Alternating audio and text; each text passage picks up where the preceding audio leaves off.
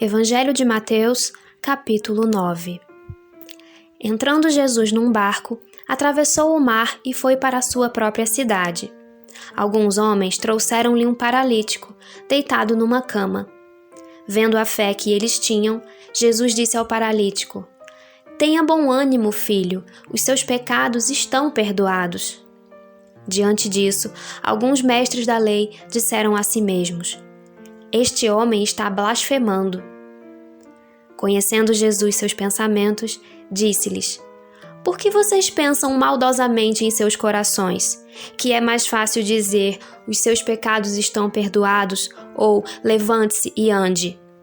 Mas para que vocês saibam que o Filho do Homem tem na terra autoridade para perdoar pecados," disse ao paralítico: "Levante-se, pegue a sua maca e vá para casa." Ele se levantou e foi. Vendo isso, a multidão ficou cheia de temor e glorificou a Deus, que dera tal autoridade aos homens. Passando por ali, Jesus viu um homem chamado Mateus, sentado na coletoria, e disse-lhe: "Siga-me." Mateus levantou-se e o seguiu. Estando Jesus em casa, foram comer com ele e seus discípulos muitos publicanos e pecadores. Vendo isso, os fariseus perguntaram aos discípulos dele: "Por que o mestre de vocês come com publicanos e pecadores?" Ouvindo isso, Jesus disse: "Não são os que têm saúde que precisam de médico, mas sim os doentes. Vão aprender o que significa isso? Desejo misericórdia, não sacrifícios. Pois eu não vim chamar justos, mas pecadores." Então, os discípulos de João vieram perguntar-lhe: "Por que nós e os fariseus jejuamos, mas os teus discípulos não?" Jesus respondeu: "Como podem os convidados do noivo ficar de luto enquanto o noivo está com eles?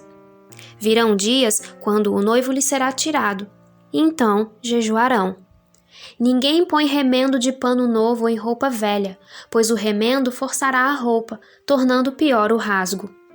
Nem se põe vinho novo em vasilhas de couro velhas. Se o fizer, as vasilhas se rebentarão, o vinho se derramará e as vasilhas se estragarão. Pelo contrário, põe-se vinho novo em vasilhas de couro novas, e ambos se conservam." Falava ele ainda quando um dos dirigentes da sinagoga chegou, ajoelhou-se diante dele e disse: "Minha filha acaba de morrer. Vem e impõe a tua mão sobre ela, e ela viverá." Jesus levantou-se e foi com ele, e também os seus discípulos. Nisso, uma mulher que havia 12 anos vinha sofrendo de uma hemorragia, chegou por trás dele e tocou na borda do seu manto, pois dizia a si mesma: "Se eu tão somente tocar em seu manto, ficarei curada." Voltando-se, Jesus a viu e disse: "Ânimo, filha, a sua fé a curou." E desde aquele instante, a mulher ficou curada. Quando ele chegou à casa do dirigente da sinagoga e viu os flautistas e a multidão agitada, disse: "Saiam!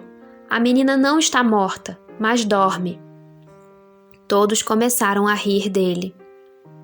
Depois que a multidão se afastou, ele entrou e tomou a menina pela mão, e ela se levantou. A notícia deste acontecimento espalhou-se por toda aquela região.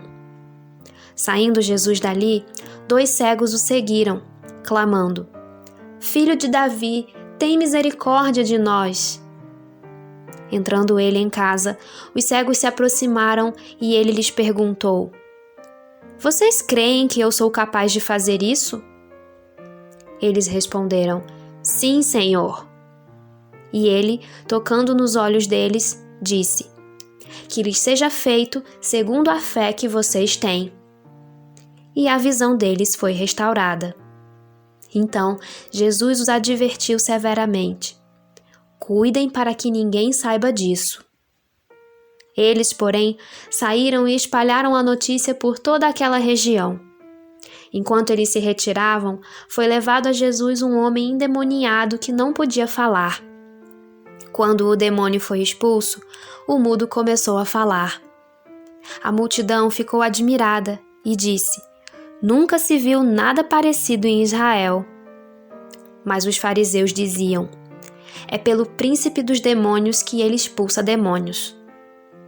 Jesus ia passando por todas as cidades e povoados, ensinando nas sinagogas, pregando as boas novas do reino e curando todas as enfermidades e doenças. Ao ver as multidões, teve compaixão delas, porque estavam aflitas e desamparadas, como ovelhas sem pastor.